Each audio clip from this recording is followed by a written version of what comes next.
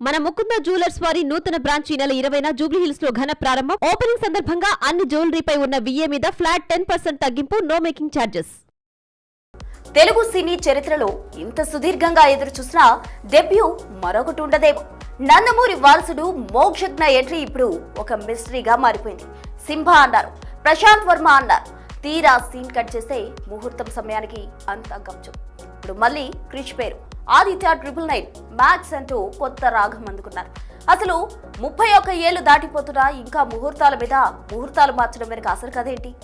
బాలయ్య బాబు అతి జాగ్రత్త మోక్షజ్ఞ కెరీర్ కు శాపంగా మారుతోందా?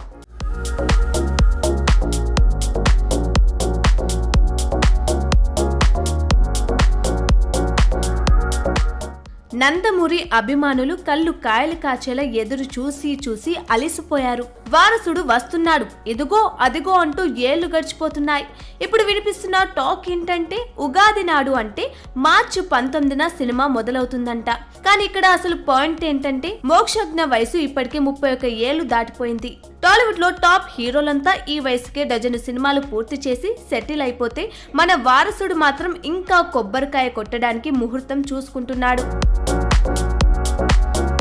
మొదట హనుమాన్ ఫేమ్ ప్రశాంత్ వర్మతో సినిమా అన్నారు. ఫ్యాన్స్ అంతా సింబా వస్తున్నాడని పండగ చేసుకున్నారు. తీరా చూస్తే ఆ ప్రాజెక్ట్ అటకెక్కింది. ఇప్పుడు మళ్ళీ క్రిష్ సీన్ లోకి వచ్చాడు. అసలు డైరెక్టర్లను మార్చడంలో ఉన్న శ్రద్ధ సినిమా పట్టాలెక్కించడంలో ఎందుకు లేదన్నది $1 మిలియన్ ప్రశ్న.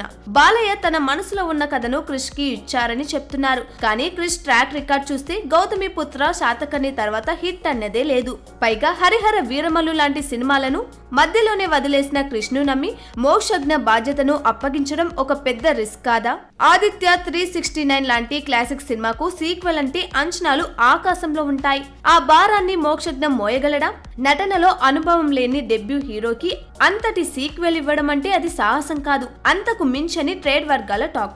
బాలయ్య బాబు తన మైండ్ లో 5-6 కథలు ఉన్నాయని చెప్తున్నారు. కానీ ఆ కథలు బయటకు వచ్చేసరికి మోక్షజ్ఞ వయసు 40 దాటేలా ఉంది. ఏదేమైనా మార్చి 19న కొబ్బరికాయ కొడతారో లేక మళ్ళీ ఇంకో ముహూర్తం కోసం వాయిదా వేస్తారో చూడాలి. 31 ఏళ్ల వయసులో డెబ్యూ అంటే ఇప్పటికే చాలా లేట్ అయిపోయింది.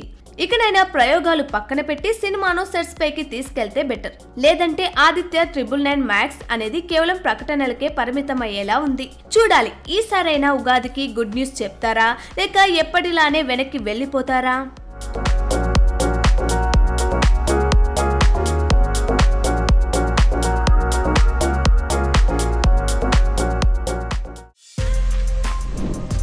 For more videos like this, subscribe Big TV channel.